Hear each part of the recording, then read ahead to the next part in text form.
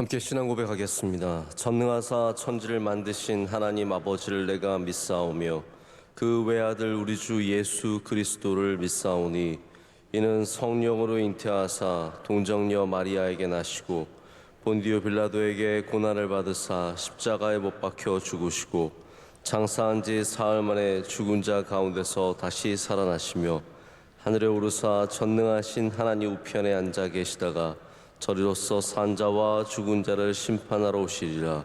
성령을 믿사오며 거룩한 공회와 성도가 서로 교통하는 것과 죄를 사하여 주시는 것과 몸이 다시 사는 것과 영원히 사는 것을 믿사옵나이다. 아멘.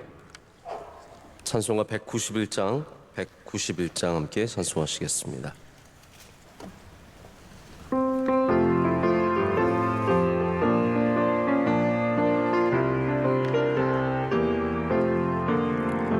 내가 매일 기쁘게 순례의 길 행함은 주의 팔이 나를 안보함이요 내가 주의 큰 복을 받는 참된 비결은 주의 영이 함께함이라.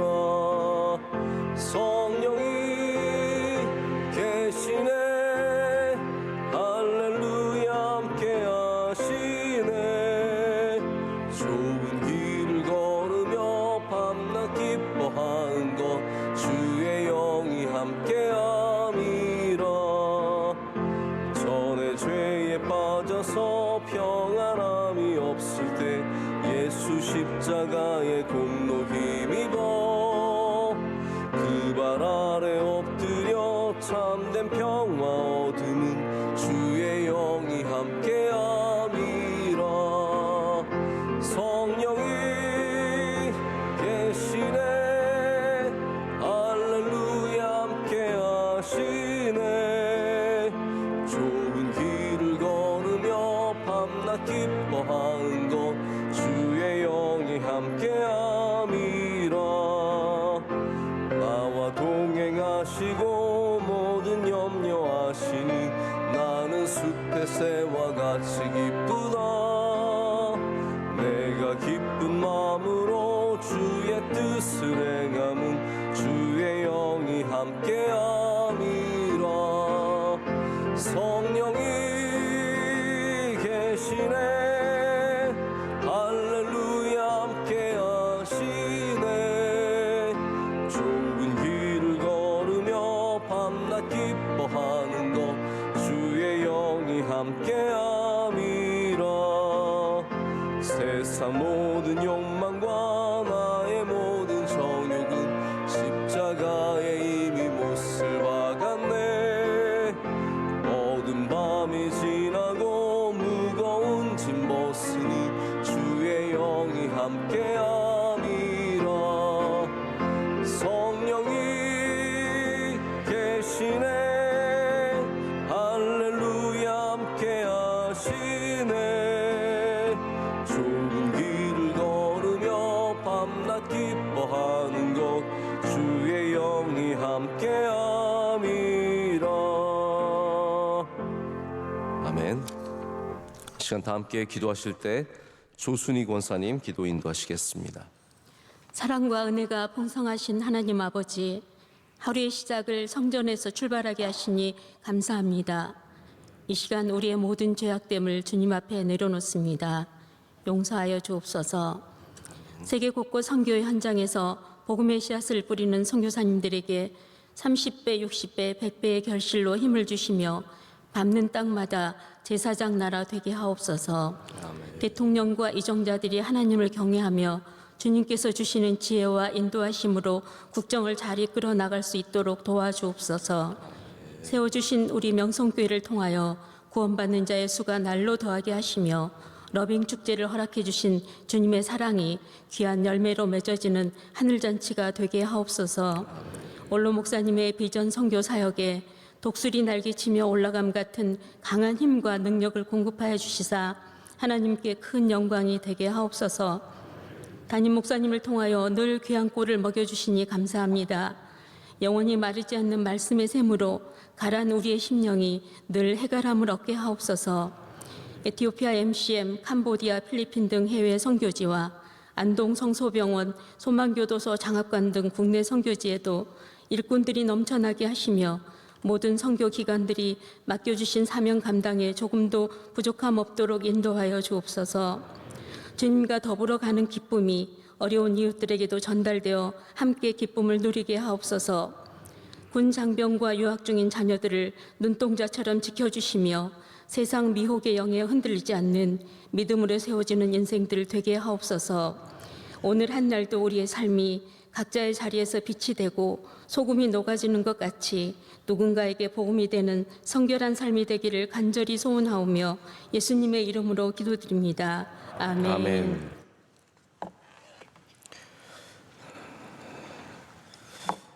요한복음 14장 25절 26절 두 절의 말씀 보시겠습니다. 요한복음 14장 25절과 26절의 말씀입니다.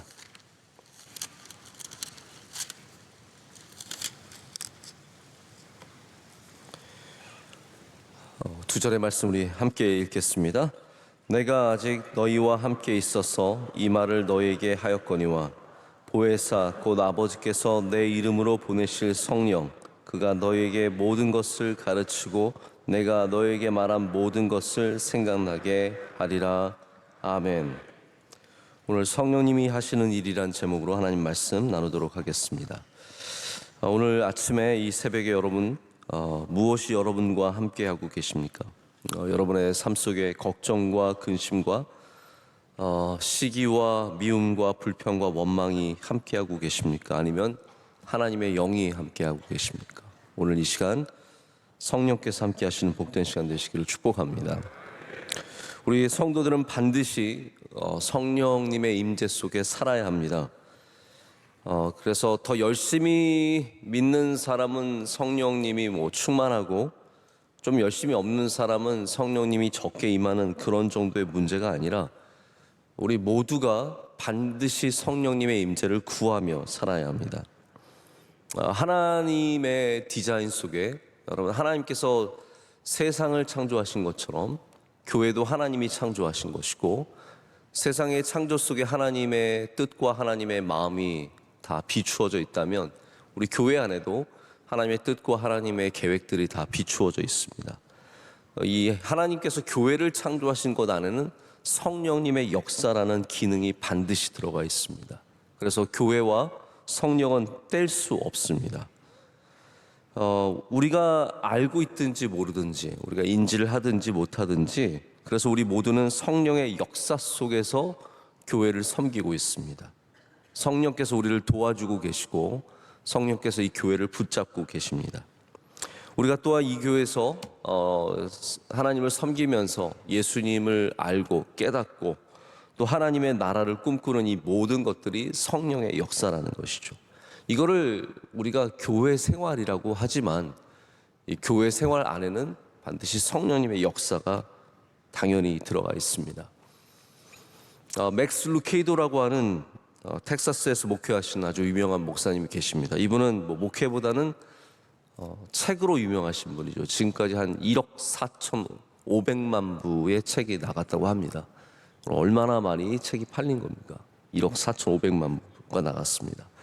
근데 이 루케이도 목사님이 젊었을 때 목회를 잘하고 싶었어요. 그래서 목회에 온 에너지를 다 쏟으면서 열심히 했습니다. 모든 걸 다 하는 목회자가 되고 싶었습니다. 이 목회자들이 좀 그러한 약간 좀 잘못된 꿈들이 있어요. 다 잘하고 싶은, 노래도 잘하고 설교도 잘하고 상담도 잘하고 글도 잘 쓰고 뭘 하나 해도 다 반짝반짝거리고 싶은 마음이 있는 거죠. 그러니까 이분이 성도들이 갖고 있는 문제나 세상의 모든 문제나 자기가 다 답을 주고 자기가 다 해결하고 싶은 마음이 있었습니다. 그러다 보니까 안 되죠. 안 되니까 불면증이 왔습니다.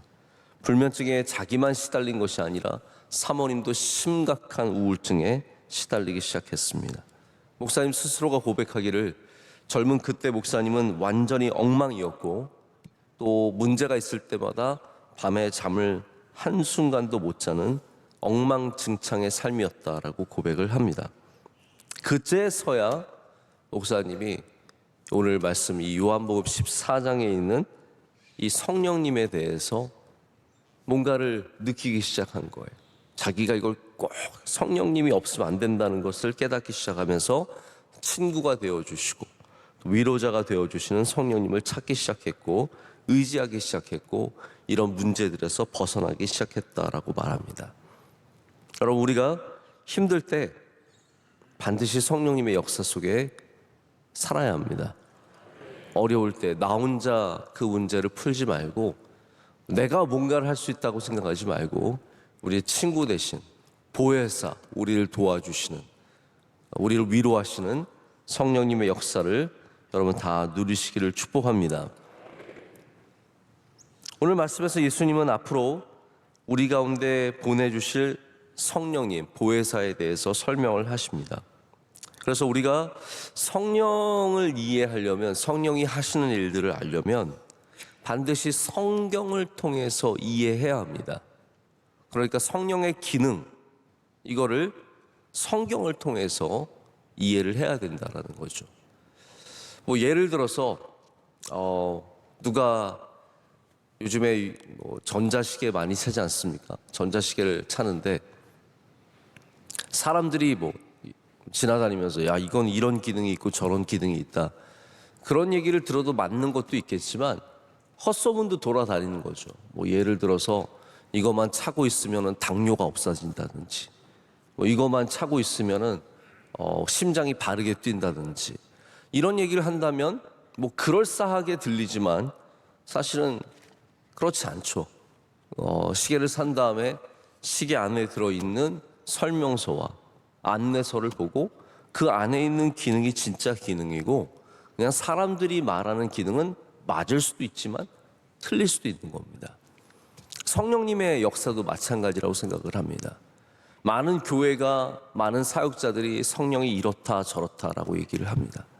이게 성령이다라고 얘기를 하고 성령이 이런 기능을 갖고 있다고 얘기를 합니다. 그런데 우리는 반드시 어디로 돌아가야겠습니까? 말씀으로 돌아가야 되는 거예요. 말씀에서 성령께서 무엇을 하신다라는 것을 예수님께서 이렇게 설명해 주셨습니다. 그렇기 때문에 우리는 어떤 유명한 사람이 성령 이겁니다, 성령 받으세요, 그런 얘기 하는 것, 그런 거에 관심을 갖기보다 먼저는 성경이 우리에게 제시하시는 성령의 역사, 성령의 방향을 먼저 알아야 합니다.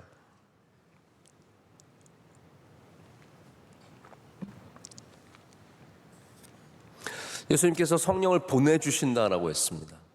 근데 이 보내주신다는 말은 없던 성령을 만들어서 보내주신다는 말이 아니죠. 성령은 태초부터 하나님과 함께 하셨습니다. 예수님도 태초부터 하나님과 함께 하셨습니다. 그런데 하나님께서 그 성령을 보내주시는 역할을 갖고 계십니다. 그래서 하나님이 성령을 우리 가운데 보내주신다라고 했습니다. 여러분, 그건 얼마나 기쁜 소식입니까? 하나님이 예수님을 이 땅에 보내주신 것처럼, 우리 얼마 전에 성탄절 보냈지 않습니까? 예수님을 하나님께서 이 땅에, 독생자들 예수 그리스도를 이 세상을 사랑하셔서 우리를 구원하시기 위해서 보내주신 것처럼, 하나님은 이 교회를 사랑하셔서 교회를 세우시기 위해서, 교회 안에 하나님의 말씀으로 채워주시기 위해서 이 교회 안에 끊임없이 역사가 일어나고 변화되고 하나님 앞에 우리의 삶을 가지고 나올 수 있도록 성령을 보내주시는 겁니다. 그래서 이 땅에 하나님께서 예수 그리스도를 보내신 것처럼 이 교회에 하나님께서 성령을 보내주셨다는 거예요. 그래서 우리는 반드시 성령을 받아야 합니다.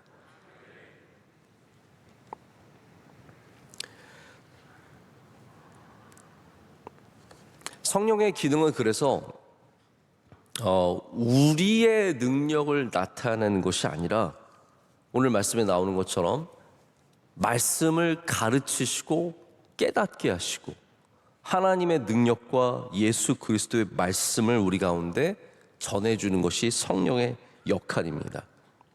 만약에 우리가 성령의 은사라든지 성령의 능력을 받게 되었는데 나를 위해서 그것을 갖는다? 그거는 하나님이 보내주신 성령의 역사와 전혀 방향이 같지 않습니다. 여러분 생각을 해보십시오. 성령의 역사가 만약에 있다면 그럼 그것은 무엇을 위해야겠습니까? 우리의 믿음을 위해서, 교회를 위해서 그것이 존재하게 된다는 거죠. 이게 성경에 아주 중요하게 기록이 되어 있습니다. 어디에 기록이 되어 있냐면요, 사도행전에 바로 교회의 역사 가운데 이게 나타납니다. 이제 헤롯이 로마가 교회를 헤롯이 아니라 로마가 교회를 핍박하기 시작을 하죠. 그래서 교회가 막 흩어집니다. 그 가운데 빌립이 사마리아로 가게 되죠. 사마리아에 갔더니 거기에 아주 마술하는 유명한 사람이 있었습니다. 누굽니까? 시몬이라고 하는 사람이에요. 시몬이라고 하는 사람이 놀라운 능력을 가진 사람이었는데, 빌립이 전하는 예수님과 그 능력을 보고 홀딱 반해가지고 자기도 이제 믿음을 갖겠다고 또 따라다닙니다. 그러다가 보니까 유대에서 베드로와 요한까지 올라오게 되죠.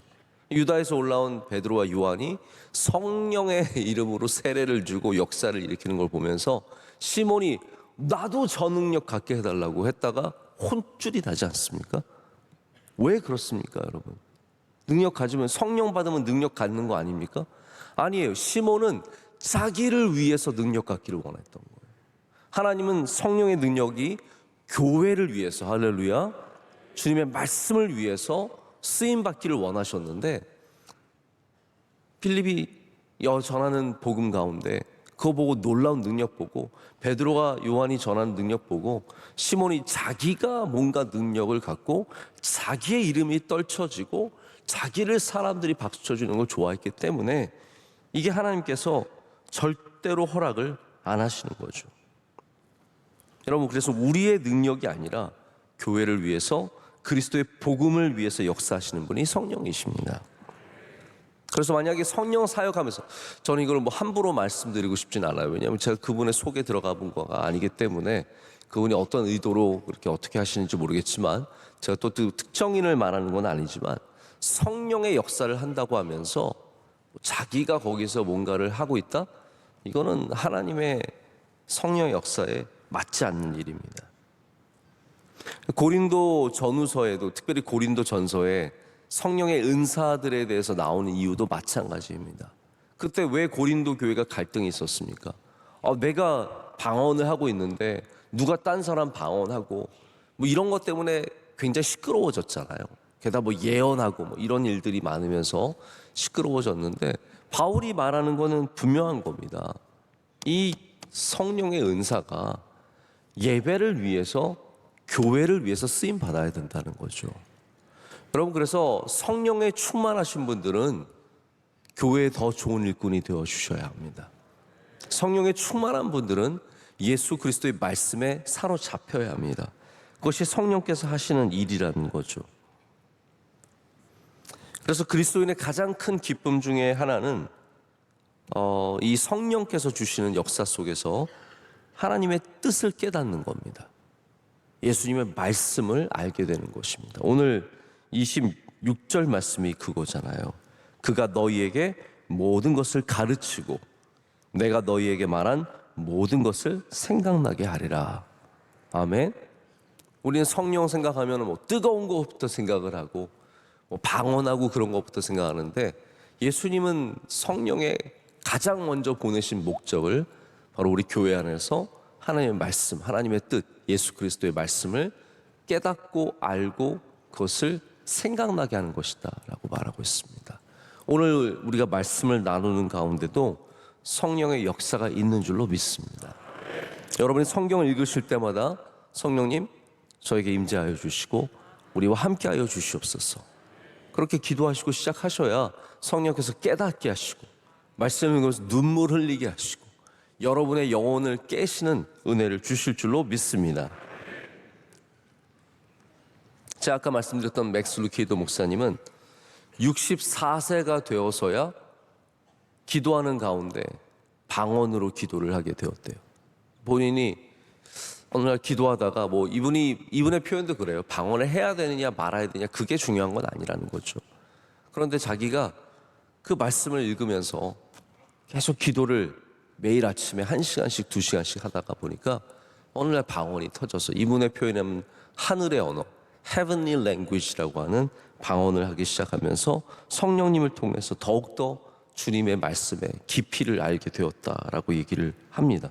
그러면서 1억 4,500만 부를 책을 쓰신 이분이 이번에 가장 최근에는 성령에 대한 책을 쓰셨어요. 이분이 그런 분이 아니거든요. 그런 스타일이 아닌데 성령에 대해서 책을 쓰셨어요. 그러면서 이분이 이렇게 말을 합니다. 지금 교회가 필요한 건 어떤 유행을 타거나 프로그램을 만드는 것이 아니라 성령님입니다 라고 말합니다. 참 중요한 얘기입니다. 그럼 목사님, 우리 다 하지 말고 성령의 임재만 기다리죠. 뭐 그런 의도로 이 말씀을 하는 건 아니죠. 교회가 뭐 세상의 유행 다 따라가려고 하고, 이 교회가 이거 하니까 우리도 저거 해봐야지. 목사님, 저 교회는 프로그램이 많은데 왜 우리 교회는 프로그램이 없죠? 프로그램 해야죠. 뭐 다 나쁘지 않습니다. 그런데 우리가 가장 바라야 되는 것이 무엇입니까? 성령님이라는 거예요. 성령께서 오시면 프로그램보다 훨씬 더 능력이 있으시고, 성령께서 우리와 함께 하시면 어떠한 이 세상의 가장 최첨단의 유행보다 더 새롭고, 할렐루야, 날마다 새로운 은혜를 주신다는 거죠. 우리가 뭐 교회 전통적으로는 오순절 교단이 아니기 때문에 우리가 성령님과 교제하는 방식이 좀 다르죠. 제가 보면 확실히 뭐 순복음 교회라든지 이 오순절 교회들이 성령님에 대해서 훨씬 더 많이 강조하고 쉽게 얘기를 합니다. 우리는 성령님에 대해서 뭐 이렇게 자주 얘기하진 않아요. 그러나 우리가 단어가 다르고 교제하는 방식이 다르지만 우리 장로교도, 우리 명성교회도 성령님과 친밀한 관계를 추구하고 있습니다. 오늘 이 시간 성령 충만하시길 축복합니다. 여러분, 우리 교회는 그러면 성령의 임재가 있는 교회입니까? 여러분은 성령의 임재를 누리시는 그리스도인이십니까? 제가 예전에, 아주 오래전에 한번 세상을 가슴 뛰게 할 교회라는 책을 소개한 적이 있습니다. 하와이의 웨인 코데이러라고 하는 목사님이 쓰신 책인데요. 이분의 책에 굉장히 나름 도전을 많이 받았어요. 교회에 대한 책에는 그렇게 막 썩 좋다라고 생각하는 책이 많지 않은데, 제가 이 책은 보면서 이거는 진짜 우리가 적용할 수 있는 그런 책이다라는 생각을 했던 적이 있습니다. 근데 이분이 교회가 막 부흥할 때 고등학교 강당에서 예배를 드리고 있었는데 고등학교가 나가라요. 그래서 뭐 힘없이 쫓겨났어. 갈 데가 없는 거예요. 그래가지고 하와이는 뭐 워낙 공원이 많으니까 허락을 받아서 공원에서 주일날 예배를 드리기 시작했어요. 막 텐트도 치고, 그러니까 사람들이 워낙 또 부흥하던 교회니까 공원으로 많이 몰려오는 거예요. 토요일마다 힘든 거예요. 왜냐하면 가서 뭐 음향 세팅 해야죠, 텐트 쳐야죠, 의자 놔야죠. 그러니까 뭐 교인들이 와서 고생을 하는 거예요. 근데 이분의 마음에 늘 근심과 걱정이 되는 게 뭐냐면 비가 오는 거예요. 비가 오는 거. 근데 또 하와이는 비가 그렇게 많이 온대요. 토요일만 되면 비가 오나 안 오나 걱정을 하는 거예요. 어느 토요일 날 비가 오기 시작했어요.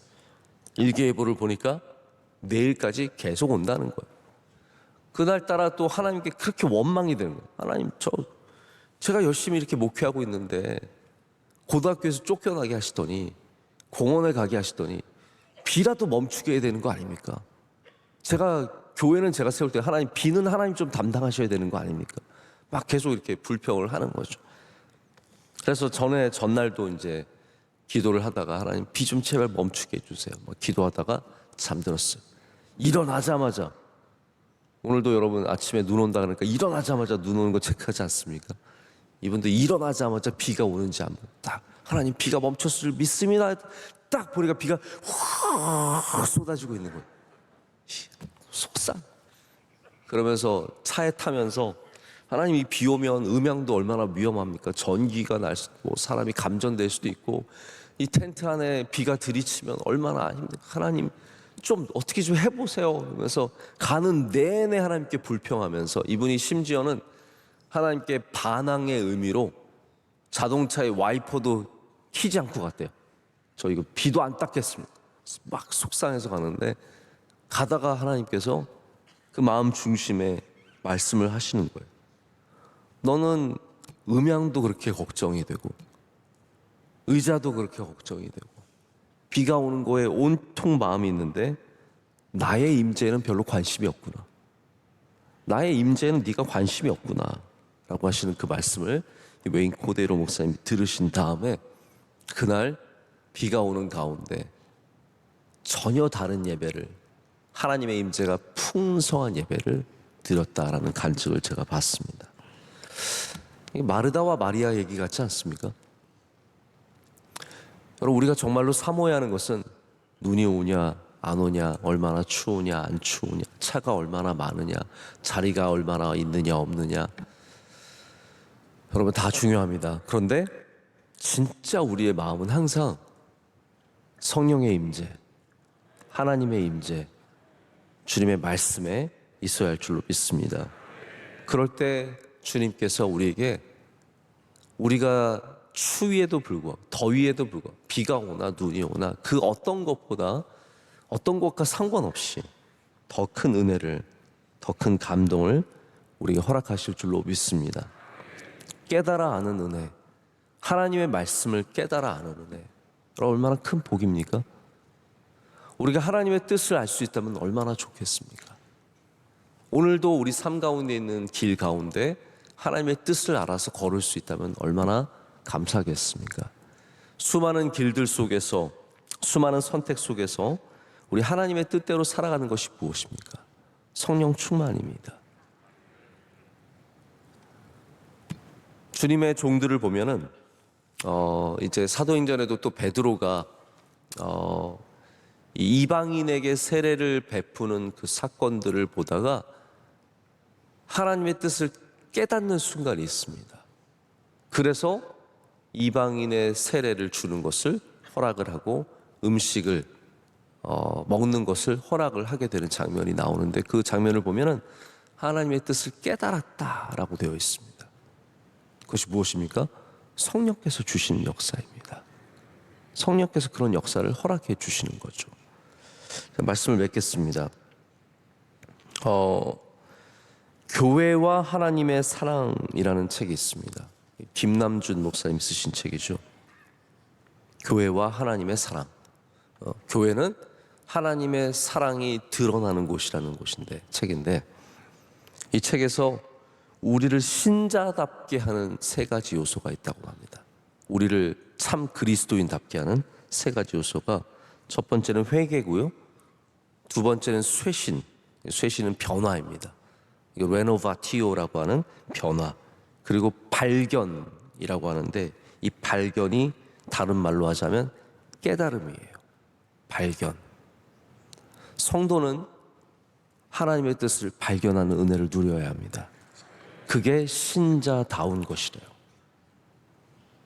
회개만 신자다운 것이 아니라 하나님의 뜻을 깨닫는 것이 진짜 신자다운 모습이라는 거죠. 여러분, 오늘 참 그리스도인으로 살아가시길 축복합니다. 그러려면 성령님과 동행하셔야 합니다. 오늘도 성령님 저와 함께하여 주시옵소서. 저의 길 가운데 동행하여 주시옵소서. 기도하시고 누리시는 우리 모두가 되기를 간절히 소망합니다.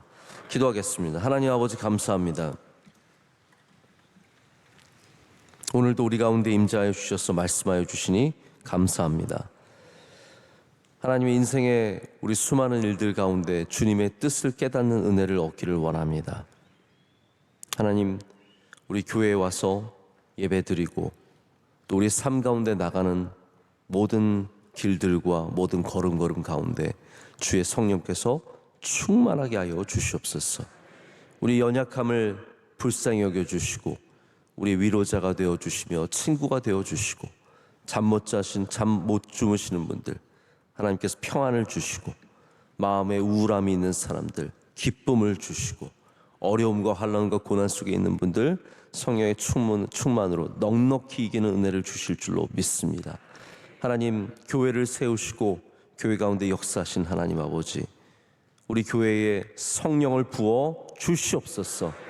성령의 임재가 가득한 교회가 되게 하여 주시오며, 우리의 이름과 우리의 능력이 나타나는 곳이 아니라 하나님의 이름과 하나님의 능력이 나타나는 거룩한 곳이 되게 하여 주시옵소서. 하나님, 올해가 오늘까지 4일밖에 남지 않았습니다. 남아있는 시간 우리 기도하며 성령님과 함께하게 하여 주시오며 우리 인생의 모든 문제들 주님께 맡기고 승리하는 삶을 살아가게 하여 주시옵소서. 모든 가정마다 주의 은혜를 부어 주시며 하나님 모든 일들, 사업들, 일터들 주님께서 함께하여 주셔서 넉넉히 이겨내게 하여 주시옵소서. 하나님 우리 선교지를 주님께서 지켜주실 줄로 믿습니다. 우리 대한민국 위에도 은혜와 긍휼을 베풀어 주시옵소서. 모든 교구들, 부서들 하나하나 건강하게 하여 주시오며 주님 안에서 깨어서 기도하게 하여 주시며 우리 피택받으신 장로님들 하나님께서 한 분 한 분 위에 기름 부어 주셔서 잘 감당하게 하여 주시고 좋은 일꾼들로 변화되고 성장하게 하여 주시옵소서. 사랑하는 원로 목사님 늘 주의 장중에 붙잡아 주시되 지금도 많은 일들을 감당하고 계십니다. 아침마다 세임 주시고 능력을 더하시며 성령 충만케 하여 주시옵소서. 오늘 예배를 섬기는 주의 종들을 기억하여 주시옵소서. 눈 오는 가운데 밖에서 수고하시고 안내하시고 또 오늘 기도하신 주님의 여종이 있습니다. 하나님께서 일일이 기억하여 주시며 기도에 응답하여 주시며 갑절의 은혜를 능력을 더하실 줄로 믿습니다. 하나님 오늘 저녁에는 러빙 콘서트가 있습니다. 많은 분들이 와서 함께 음악 가운데 주의 은혜를 누리게 하여 주시며 예배 가운데 주님 만나게 하여 주시오며 주님께로 돌아오는 놀라운 역사가 있게 하여 주시옵소서. 이 모든 것을 주님께 감사로 아뢰며 우리를 사랑하신 예수님의 이름으로 기도드립니다. 아멘. 하늘에 계신 우리 아버지여 이름이 거룩히 여김을 받으시오며 나라의 마옵시며 뜻이 하늘에서 이루어진 것 같이 땅에서도 이루어지이다. 오늘날 우리에게 일용할 양식을 주시옵고 우리가 우리에게 죄 지은 자를 사하여 준 것 같이 우리의 죄를 사하여 주시옵고 우리를 시험에 들게 하지 마시옵고 다만 악에서 구하시옵소서. 내게 나라와 권세와 영광이 아버지께 영원히 있사옵나이다. 아멘.